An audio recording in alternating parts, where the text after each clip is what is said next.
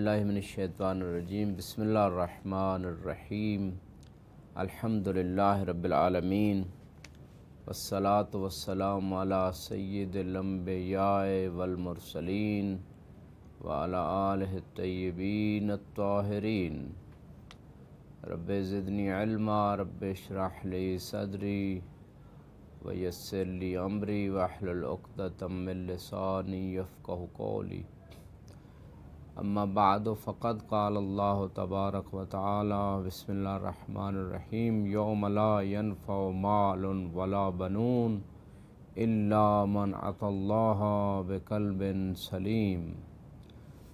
عزیزان محترم، یہ 31 نمبر والیوم میں ہم آپ کو اخلاق اہل بیت علیہم السلام کے عنوان سے ان نکات، ان امور کے بارے میں آگاہ کر رہے ہیں کہ جن کو سمجھ کر اپنا کر انسان نہ صرف اپنے دل کو پاک و پاکیزہ بنا لیتا ہے بلکہ محبوب خدا بن جاتا ہے اور سیرت اہل بیت پہ عمل پیرا ہو جاتا ہے، اپنے آپ کو شیعان اہل بیت جیسا عظیم تمغہ حاصل کرنے کا شرف حاصل کر لیتا ہے۔ اللہ سبحانہ و تعالیٰ نے قرآن مبارک میں فرمایا کہ روز قیامت نہ مال فائدہ دے گا نہ بیٹے، مگر جو دل کے پاکیزہ و مرتب حالت کی میں اللہ کی بارگاہ میں حاضر ہوا تو پھر اس کو یہ ساری چیزیں فائدہ دیں۔ اب ہم کیسے اپنے دل کو با طہارت، با عفت اور با کمال بنائیں؟ اس کے لیے اللہ کی محبت ضروری ہے اور دنیا کی محبت دل سے نکالنا ضروری ہے۔ ایک اور مقام پہ میزان الحکمت میں امیر المومنین علی بن ابی طالب علیہ السلام فرماتے ہیں: القلب المحب للہ یحب کثیرا النسب للہ، کہ جو دل اللہ سے محبت رکھتا ہے وہ اس بات کو پسند کرتا ہے کہ اللہ کے لیے اپنے آپ کو تھکائے اور محنت کرے۔ والقلب اللہ عن اللہ یحب الراحہ، جو دل اللہ سے غافل ہے وہ آرام چاہتا ہے، سکون چاہتا ہے، مشقت اور تھکاوٹ، زحمت میں نہیں پڑنا چاہتا۔ فلا تظن یا ابن آدم انک تدرک رفعت البر بغیر مشقہ، اے ابن آدم یہ خیال نہ کرنا کہ تو نیکی کو پالے گا مشقت کے بغیر۔ فإن الحق ثقیل مر، کیونکہ حق بڑا وزنی ہوتا ہے اور کڑوا ہوتا ہے۔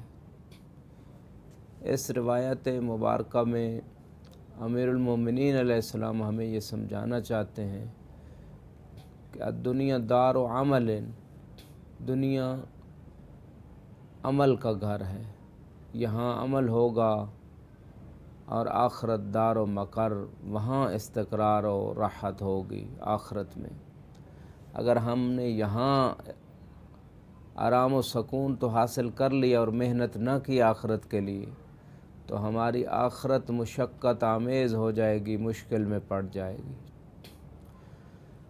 اور اگر ہم نے دنیا میں زحمتیں اٹھا لیں آخرت کے لیے، خدا کے لیے، خدا کے رضا کے لیے، تو یہ ہماری تھکاوٹ، یہ زحمتیں یہ ختم ہو جائیں گی، لیکن اس کا اجر اور آخرت کی نیکیاں، خدا کی رضا باقی رہے گی۔ لہٰذا اس مقام پہ امام علیہ السلام نے ایک معیار، ایک سکیل بتایا کہ کون سا دل ہے جو اللہ سے محبت رکھتا ہے اور کون سا دل ہے جو اللہ سے محبت نہیں رکھتا، غافل ہے۔ جو دل محبت رکھتا ہے وہ خدا کی رضا کے لیے دن رات اپنے اعضاء و جوارح کو تھکاتا ہے، محنت کرتا ہے۔ اور حالانکہ اسلام نے کوشش، محنت کی طرف دعوت دی ہے، کام کی طرف دعوت دی ہے،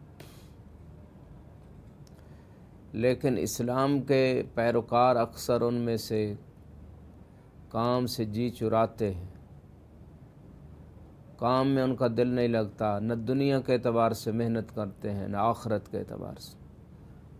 اور جو اسلام کے اوپر پیروکار نہیں ہیں تو وہ خوب محنت کرتے ہیں۔ ان میں سے اکثر لوگ محنت کی وجہ سے آج انہوں نے اقتصادی ترقی کی، سائنٹسٹ سائنس کے میدان میں، ٹیکنالوجی کے میدان میں، ہر فیلڈ میں انہوں نے ترقیاں حاصل کی، محنت کوشش کی وجہ سے۔ حالانکہ اس بات کی طرف زیادہ زور اسلام نے دیا ہے، اور کتنا خوبصورت دین ہے کہ اگر تم دنیاوی امور میں بھی خدا کی رضا کے لیے، بندوں کی خدمت کے لیے کام کرو گے تو یہ تمہاری دنیا نہیں رہے گی، یہ آخرت ہو جائے گی، یعنی دنیا بھی پا لی، آخرت بھی مل گئی، دگنا فائدہ۔ ایسا دین شاید کہیں نصیب نہ ہو، کسی مذہب میں ایسا کنسیپٹ نہیں ہے، نہ ایسا کوئی کر سکتا ہے، کیونکہ اللہ نے جو دین دیا ہے وہی جزا دے گا۔ تو اسی دنیا کے ذریعے ہم آخرت بھی کما سکتے ہیں، شرط یہ ہے کہ ہم محنت کریں، اپنے جسموں کو، اپنے دلوں کو آرام کا عادی نہ بنائیں۔ آرام دنیا میں موجود ہی نہیں ہے، ایک غیر موجود تلاش میں انسان بھٹک رہا ہے۔ امام نے فرمایا لا راحت فی الدنیا، دنیا میں کوئی سکون نہیں ہے۔ سکون اگر انسان کو ملتا ہے، انسان کی روح کو بقدر نسبت تو جسم کو تھکانے میں، خدا کی طاعت میں، اور روح کو خدا کے ذکر اور خدا کی طاعت میں جب انسان لے آئے تو بقدر انسان کو اطمینان مل جاتا ہے۔ الا بذکر اللہ تطمئن القلوب۔ لیکن دنیا میں اگر انسان کھو جائے اور آخرت سے غافل ہو جائے تو پھر نہ دل کو سکون ملتا ہے نہ جسم کو سکون ملتا ہے۔ فرمایا اے ابن آدم، تو یہ اگر خیال کرتا ہے کہ بغیر مشقت کے نیکی کی بلندیوں کو پا لے گا تو ایسا نہیں ہے، بلکہ تجھے مشقت اٹھانا پڑے۔ خود جو ہمارے باپ آدم علیہ السلام ہیں، انہوں نے مشقت کا راستہ اختیار کیا اور آرام دہ جنت کو چھوڑ کے ایسا راستہ اختیار کیا کہ جس میں مشقت ہو، اور اس مشقت کے بعد نتیجہ بڑا خوبصورت نکلا۔ ان اللہ اصطفیٰ آدم، کہ اللہ نے آدم کو مصطفیٰ بنا دیا۔ یہ مشقت کے بعد کا رزلٹ ہے۔ اگر اسی جنت میں رہتے اور مشقت میں اپنے آپ کو نہ ڈالتے تو یہ مصطفیٰ نہیں بن سکتے تھے۔ لہذا ہمیں اس بات پہ غور کرنا ہے کہ اگر ہم دنیا و آخرت میں کامیابیوں کی منزلوں کو طے کرنا چاہتے ہیں تو پھر اس مقام پہ ہمیں یہ سوچنا ہوگا،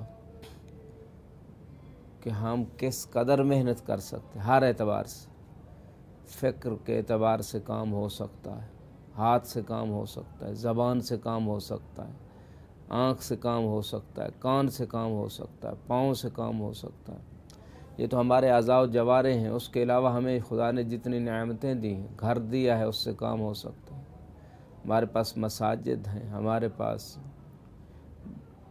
ٹیکنالوجی کا دور ہے، نیٹ ہے، ہمارے پاس بے شمار سورسز ہیں جن کے ذریعے ہم کام کر سکتے ہیں، جن کے ذریعے ہم آخرت سنوار سکتے ہیں۔ جو بھی نعمتیں خدا نے ہمیں دی، ان سب نعمتوں سے بھرپور کام کریں، بھرپور فائدہ اٹھائیں۔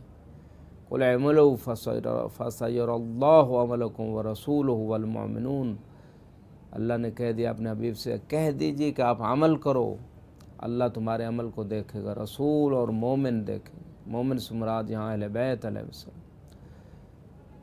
جس قرآن نے کہا ہے فَمَن يَعْمَلْ مِثْقَالَ ذَرَّةٍ خَيْرًا يَرَهُ وَمَن يَعْمَلْ مِثْقَالَ ذَرَّةٍ شَرًّا يَرَهُ، کہ جس نے ذرا برابر نیکی کی وہ روز قیامت دیکھ لے گا، جس نے ذرا برابر برائی کی وہ روز قیامت اسے دیکھے گا۔